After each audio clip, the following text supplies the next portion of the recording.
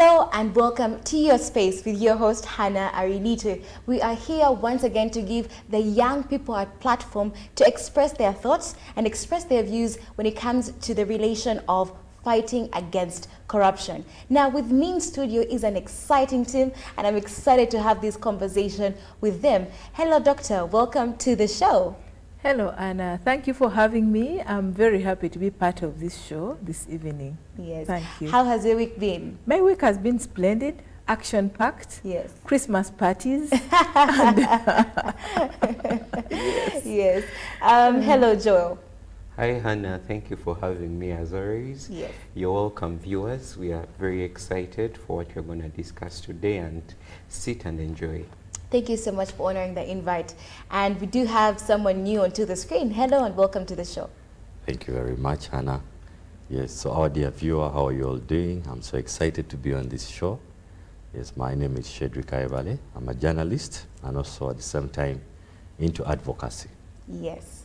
Now today we're going to look at the impact of corruption on poverty and inequality. And I know some of you could be asking yourselves, Hannah, how do all those three things come together and relate with one another?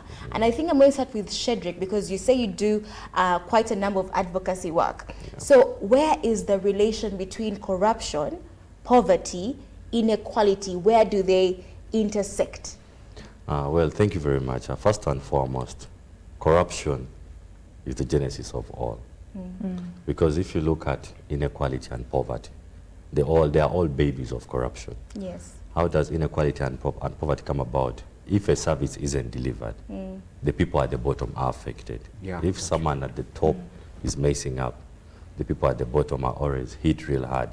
You know, there is that quote that always says, when elephants are fighting, the grass is suffering. Yes. So when corruption is being done, the poor are getting more poorer, and service delivery is always not equal. Yeah. Yes, Joel. Corruption, yes, it is very interrelated.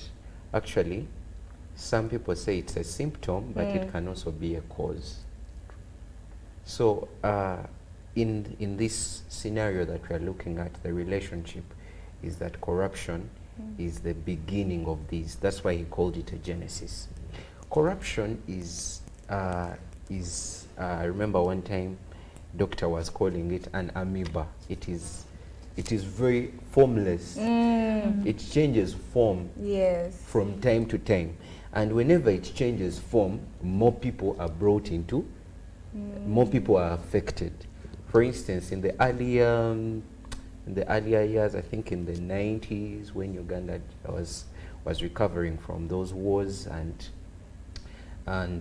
things like that, corruption was more somebody in government, maybe someone has given them a bribe, someone in a court. I was analyzing the cases we were handling in anti-corruption law, and I realized that in the years, in the 90s and the 80s, the cases were someone, a private individual bribing an official and giving them some cash. Yes, some cash to do. But now transactions are grand scale. They happen online. There is layering, there is laundering, okay? Of money. So yes, and in all these phases as corruption is changing shape, okay, more people are being affected. So that's how we get poverty. That's how we get poor service delivery. That's how we get more people are suffering because corruption is continuing to change what? To Faces, change. Yes, to change face. So I think that's why it is very important for us, for the fight against corruption to be a continuous battle. Yes. Yes, I like how you brought in the fact that it changes like amoeba. Yes. One day it's like long, one other time it's big and all that. Dr. Patricia, I want you to go down into the nitty-gritty. Can you give us an example where corruption directly impedes access to basic services?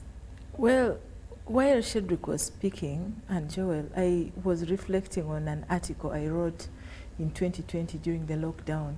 And I wrote about the impact of corruption on human rights, the implications corruption has on human rights.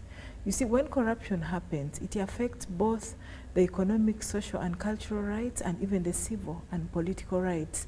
When you look at the economic, social, and cultural rights, exactly what Shedrick talked about, the rights, like the right to economic welfare services, like education, health, is all affected. Yes. Infrastructure is affected. Civil and political rights, rights to vote, you know, those group rights and so on are all affected because the resources supposed to make things right is taken by just a few people. Now, when you talk about examples, I'll give you an example of the roads. Yes. For instance, recently you might have seen me in a battle somewhere over Usmid in Ntungamo, So- Mbarara, and Kabale, where a project came up to do roads, municipal roads, and a local contractor was procured to do the work. But apparently the local contractor was alleging that district technocrats have eaten his money. And he didn't. What he was left with could not do the roads. Yeah. I said, well, but where is proof of that? I said, no, I think I'll do a round table session. They are alleging that the money was eaten. There is no proof of that. For me, what I want is service delivery. I put them to task. I said, look here, I need service delivery. In the plan, there was ABCD. USMID came under World Bank. I want service delivery. But there was delay. I know that USMID is winding up this month. But because I went and imposed myself, I see the roads are done. Ntungamo is now tarmacked, Mbarara was done, and Kabale is being tarmacked. And for me, I was like, hey, so this other approach also works. But if they had not done that, then I was going to pick them up and say, hey, money was released for this purpose. How comes it was not implemented? Then I would put them to task and invoke my powers. But there are very, very glaring examples out there where you go to a health center for inspection and find that there are no drugs in the health center. Or the drugs in the health center are being taken away by the nurses, the midwives, and patients are meant to go and buy from where the thieves have taken. So it is very, very absurd out there. So corruption has got implications because it widens the income inequality, first of all, because just a few people will be having too much and the poor will even get poorer and the poverty levels will go up. Corruption increases income inequality and poverty, and it lowers the levels or the rate of economic growth in the country, and which is very, very bad. It affects the social welfare programs, it affects the distribution of wealth in the country, it affects the policies, even implementation of the government policies and programs, basically all get affected when money is swindled away. And you know, government comes up with very good plans. Like I'll give you an example of this Operation Wealth Creation, Emyoga, and the parish development model. Very good programs to enhance people's standard of living and improve and alleviate poverty. But you find that just a few people strategize and begin to steal that money. And like Joel was saying and referring to what I said, proving an act of corruption is getting very, very difficult unless we lay traps. Sometimes we have to lay traps in order to catch people actually taking bribes. But also when we do audits, we are able to get good cases for prosecution. Yes. So how does corruption create a cycle of poverty by maybe limiting some opportunities? Because I'm now looking at it from the explanations everybody has given, and I'm realizing it's kind of like a cycle. Lack of education, sometimes people are limited. That's good education because maybe people are swindling money from the top, and then people are not educated, and now they can't be able to access certain kind of jobs. Don't even look at it as swindling money from the top, Hannah. If government is releasing money for paying teachers, and teachers are not going to class to teach, Exactly. but they are paid. Yes. That is already a big financial loss. Actually, when the Inspectorate of Government did a research, a study on the cost of corruption, we realized that government loses 10 trillion annually to corruption, paying people who are not working. Yes. Abscondment from duty, you go to the districts, you find on a Friday nobody's in office, or people have dropped their jackets and stepped out. Yes. But they are getting salary every month. month. So we need a total overhaul in order to improve. The systems need to really be worked Definitely. on and changed, yes. Shedrick, let's talk more about that cycle. Because as the Deputy IGG was stating, it really pains me that most of the losses we get from corruption are clocking to almost 10 trillion shillings. If you look at the budget of the Republic of Uganda, it's at 56 trillion plus. That means over it's like they're a group of people who just, their job is to steal money. And what pains most is, what makes this a cycle is, you look at the bursaries government gives. You get to realize that these bursaries are taken up by well-off family, well-off-to-do families. And then those who are supposed to really get these bursaries don't. Another case is you look at like government ministries, a case in point. You find the uncle is the HR, the sister is the accounting, the distant aunt is this, Nepotism. yet these people are not qualified. And this in turn makes government have a very bad image, yet it's a few people who are causing this chaos. So how this cycle keeps rotating, the youth in Uganda are skilled. They are very educated. But where is the opportunity? That means even if someone goes to school, they will not work anywhere. They'll still be cut off They will still somewhere be in the cut process. off. It's like there's that cycle. There is a class which has a smaller circle. And then these other people are feeding off that cycle. And in return, it affects the larger. Because now the few who are benefiting are very few. If you look at our population, we are roughly 40-something million.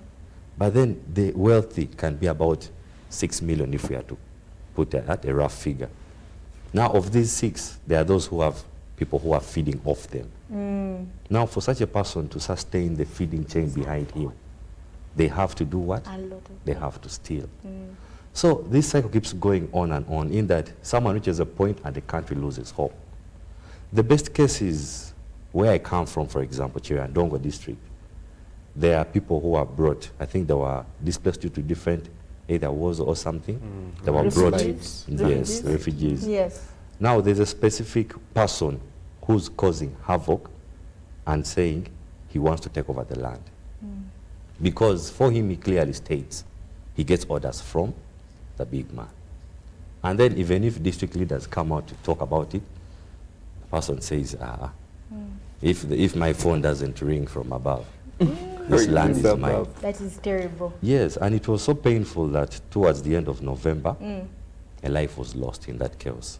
Because the land in contestation is being guarded by military personnel. So these people who are displaced from their origins and they are brought into a district which accommodates them, the case becomes worse. Again, from there, they are being displaced again where they were brought, and the cycle just continues. So we see how painful the cycle of corruption keeps chewing up inequality and poverty. And the only way we can do this is if we are to start respecting the flow of chain of command.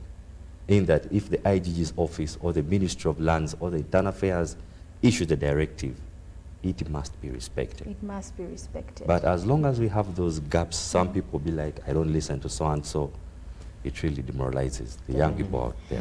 That's insane. Let's take a break and a breather. We'll be right back in just a few.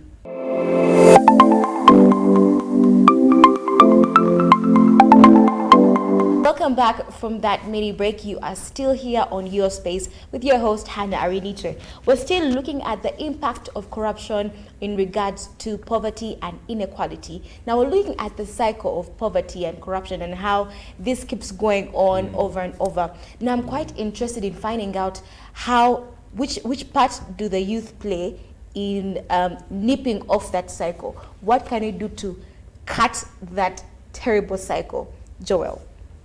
Okay, first of all, as we've been already saying, the primary responsibility that we can play, or the role that we can play in the fight, is number one, increasing our knowledge about the vice and making sure that we are the voice of the bodies that are fighting corruption. Nobody can operate without a mouth. So we are the mouthpiece. We are the mouthpiece in the fight against corruption. So we can raise awareness, okay? And then accountability. When we are talking about the youth and the power they have, we have our funds. And we can do the reporting, we can do the name and shame. Of course, subject to the limitations we have always been talking about. When you see a challenge, for instance, there is that month where people were raining hailstorm and fire on the roads. Yes. People were planting. I saw all kinds of depictions on people trying to depict the state of our roads, Yes. putting, talking about the potholes, putting boats in the potholes. Okay, that is good. That is good, but also in other places, in our schools, in our administration. And in some instances, it's the students themselves that are giving the bribes. Okay? They give people, they give the administration bribes. That, you know, I'm applying for this and this course. I saw it when I was applying at the university. So there's a big challenge, but it's us that play a central responsibility in making sure that we put people in offices and ourselves, okay, in a place where we are free from blame and we ensure that everyone is accountable. I am accountable as a student, but also the administration ought to be accountable. Now, Dr. Patricia, from your professional point of view, you've been in these situations before. How do you think that some of us can advocate to cut off that cycle between corruption and poverty? How can we cut off that cycle and start afresh? Well, I think it's very important for us to go back to the values.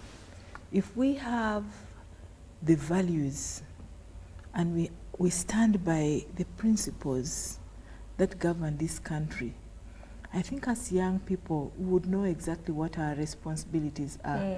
Responsibilities, Article 17 of the Constitution of the Republic of Uganda, has duties and responsibilities of the citizens, and young people can play a very significant role because their responsibility can be, from what Joel has said, they can use the media, social media, they can use their energy to advocate, they can do talk shows, engaging in conversations like this, and they can also participate in debates and also demonstrate leadership by example. Because when you want people to follow a certain direction, to model a certain way, you don't do the opposite. So as young people, we need to be exemplary, we need to show people the way and what exactly needs to be done. And then we need to own the war against corruption through whistleblowing. You can come out and whistleblow or report or name and shame, participate in the clubs, the school clubs, those ones who are in high school or universities, and basically advocate, do a lot of advocacy in the fight against corruption. Because the majority of the population we have today is the young people. If you go to the countryside, you will see majority young people, and most of them are idle. They go to the trading center in the evening to eat sugar cane and machomo or play cards. But it is very important that they begin engaging in constructive dialogue on how they can contribute to improving the situation. Otherwise, we are going to continue with this lamentation until the cows come home. True. What is it that you can do as a young person to improve the situation? Can you report the case? Can you share information? Can you widen your knowledge base by reading a little more and getting to know how to participate? Recently, I was in Chegegwa monitoring government projects, hospitals, and roads. And while I was monitoring a certain road, one of the journalists took a picture of my car and put it on their thing of Uganda potholes. Oh. I am monitoring government's projects because I know that money was released for this road, and this road has got to be done. And someone, instead of putting culverts, decided to pour soil, and it was a spot for accidents. What? Even maneuvering to pass through there was a problem for our cars. So we went to monitor. Of course, I left Chegegwa when I had put the district engineer in, and other people are now interdicting them. But I want accountability and service delivery. If we are going to talk about strengthening transparency, accountability, and anti-corruption, we have to demonstrate leadership by example. That means that even the journalists I work with have got to be responsible. Talk about the monitoring activity. Don't pick my car and put it on Uganda potholes. Because I'm monitoring government projects, I want service delivery. Yes. And we need to be very professional the way we do our work. So as young people, I know young people get very excited over certain things, but let's be professional. Let us team up, and together we can win. Because the victims of corruption, majority of them are the young people. They're the people who are getting bad services or no services at all. They're the people who are suffering on these roads. They're the people who are not getting quality education because some people are not doing their jobs quite well. They're not getting to class to teach and so on.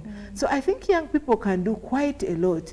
In the Inspectorate of Government, we have established integrity clubs in schools. We have worked with the young people, especially from the institutions of learning like Makerere.